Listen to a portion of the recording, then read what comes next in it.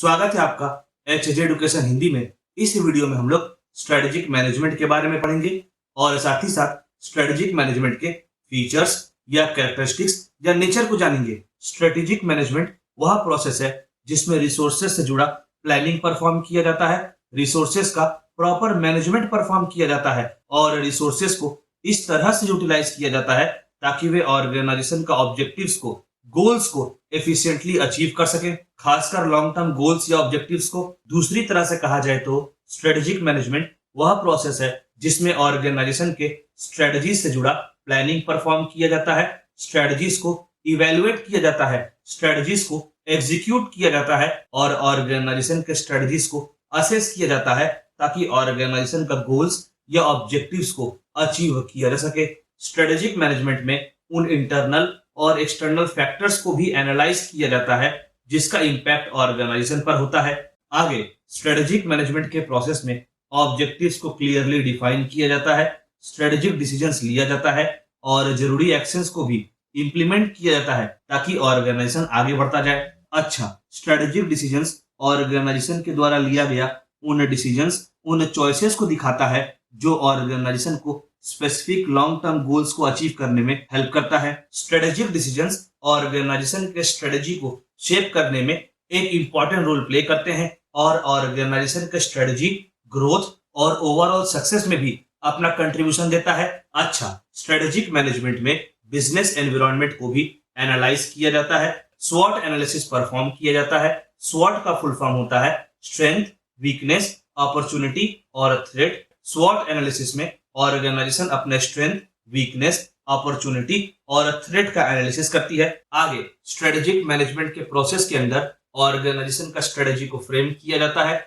Strategy को implement किया जाता है और ऑर्गेनाइजेशन के परफॉर्मेंस का इवैल्यूएशन भी परफॉर्म किया जाता है। इसके अलावा स्ट्रेटेजिक मैनेजमेंट ऑर्गेनाइजेशन को बदलते एनवायरनमेंट में एडजस्ट करने में हेल्प करता है, अपॉर्चुनिटी को यूज करने में हेल्प करता है और लॉन्ग टर्म सक्सेस को अचीव करने में भी हेल्प करता है।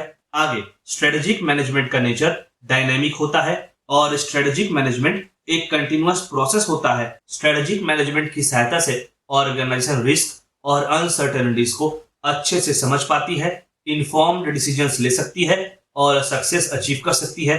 स्ट्रेटेजिक मैनेजमेंट का फीचर कैरेक्टरिस्टिक से हमें यह पता चलता है कि स्ट्रेटेजिक मैनेजमेंट अलग अलग एलिमेंट से मिलकर बना है। यही फीचर्स, कैरेक्टरिस्टिक्स या नेचर कलेक्टिवली ऑर्गेनाइजेशन के स्ट्रेटजी का डेवलपमेंट, एग्जीक्यूशन और इवैल्यूएशन में हेल्प करते हैं। तो चलिए आगे बढ़ते हैं और स्ट्रेटेजिक मैनेजमेंट के फीचर्स, कैरेक्टरिस्टिक्स या नेचर को पढ़ते हैं। पहला, विजन एंड मिशन। किसी भी ऑर्गेनाइजेशन के लिए एक क्लियर विजन और मिशन होना बहुत जरूरी होता है। ऑर्गेनाइजेशन का विजन और मिशन यह बताता है कि ऑर्गेनाइजेशन का पर्पस क्या है, ऑर्गेनाइजेशन प्रेजेंट और फ्यूचर में क्या काम करना चाहती है, ऑर्गेनाइजेशन का लॉन्ग टर्म गोल्स क्या क्या है, ऑर्गेनाइजेशन किसके लिए काम करना चाहती है, ऑर्गेनाइजेशन का ऑब्जेक्टिव क्या क्या है और ऑर्गेनाइजेशन उन ऑब्जेक्टिव्स को कैसे अचीव करना चाहती है। स्ट्रेटेजिक मैनेजमेंट की सहायता से ऑर्गेनाइजेशन का क्लियर और कंपेलिंग मिशन और विजन को सेट किया जा सकता है।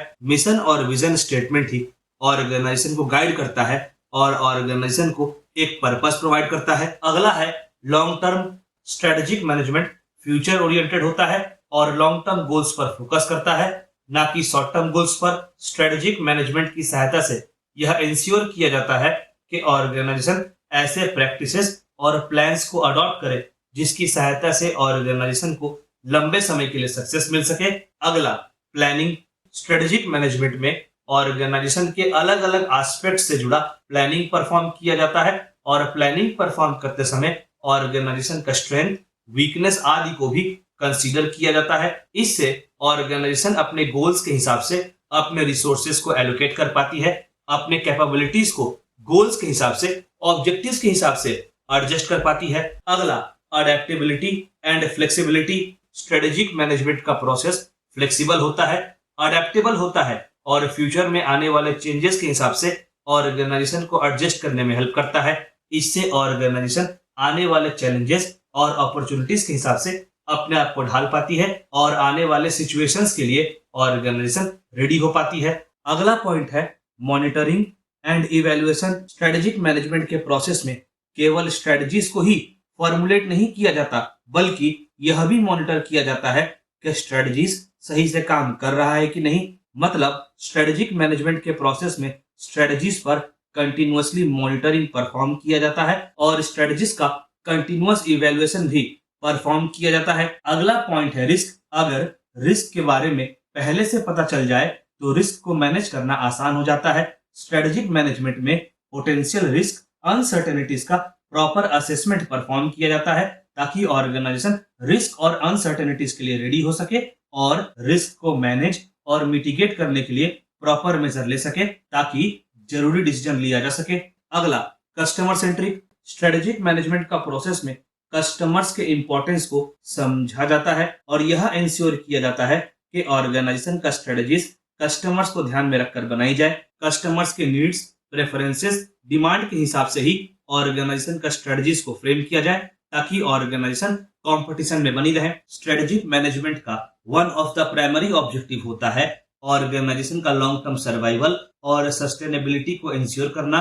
मतलब यह इंश्योर करना कि ऑर्गेनाइजेशन लंबे समय तक सर्वाइव करे, लंबे समय तक सस्टेन करे। अगला स्ट्रेटेजिक मैनेजमेंट का एम होता है ऑर्गेनाइजेशन के लिए कॉम्पिटिटिव एडवांटेज क्रिएट करना ताकि ऑर्गेनाइजेशन कंपटीशन में बनी रहे और कंपटीशन में टिकी रहे। अगला स्ट्रेटेजिक मैनेजमेंट ऑर्गेनाइजेशन को क्लियर और मेजरेबल ऑब्जेक्टिव्स को सेट करने में हेल्प करता है और फिर ऑर्गेनाइजेशन उन ऑब्जेक्टिव्स के हिसाब से रिसोर्सेज को प्रॉपरली एलोकेट कर पाती है और उस दिशा में अपने एफर्ट्स को लगा पाती है। अगला स्ट्रेटेजिक मैनेजमेंट का एक ऑब्जेक्टिव होता है ऑर्गेनाइजेशन को बदलते बिजनेस एनवायरनमेंट के अकॉर्डिंग बदलने में हेल्प करना। बदलाव मार्केट में हो सकता है, बदलाव टेक्नोलॉजी में देखा जा सकता है, बदलाव रेगुलेशन में देखा जा सकता है और बदलाव कस्टमर प्रेफरेंसेस में भी देखा जा सकता है। अगला स्ट्रेटेजिक मैनेजमेंट की सहायता से ऑर्गेनाइजेशन अपने रिसोर्सेज को प्रॉपरली यूटिलाइज कर पाती है ताकि चुना गया स्ट्रेटजीज को प्रॉपरली इंप्लीमेंट किया जा सके। इसके अलावा स्ट्रेटेजिक मैनेजमेंट में रिस्क को असेस किया जाता है और यह प्रयास किया जाता है कि स्ट्रेटजी से जुड़ा रिस्क को कमाया जा सके। ऑर्गेनाइजेशन डेटा के आधार पर डिसीजंस लेती है ताकि रिस्क और रिवॉर्ड को बैलेंस किया जा सके। अगला स्ट्रेटेजिक मैनेजमेंट का प्रयास रहता है ऑर्गेनाइजेशन के ओवरऑल परफॉर्मेंस को इंप्रूव करना और इसके लिए यह इंश्योर किया जाता है कि केवल गोल से रिलेटेड एक्टिविटीज परफॉर्म की जाए और ऑर्गेनाइजेशन का ओवरऑल एफिशिएंसी को बढ़ाया जाए। अगला स्ट्रेटेजिक मैनेजमेंट का ऑब्जेक्टिव होता है ऑर्गेनाइजेशन में इनोवेशन और ग्रोथ को बढ़ावा देना। अगला स्ट्रेटेजिक मैनेजमेंट के जरिए ऐसे स्ट्रेटजीज को डेवलप किया जाता है ताकि ऑर्गेनाइजेशन के सारे स्टेक होल्डर्स के नीड्स और एक्सपेक्टेशंस को फुलफिल किया जा सके।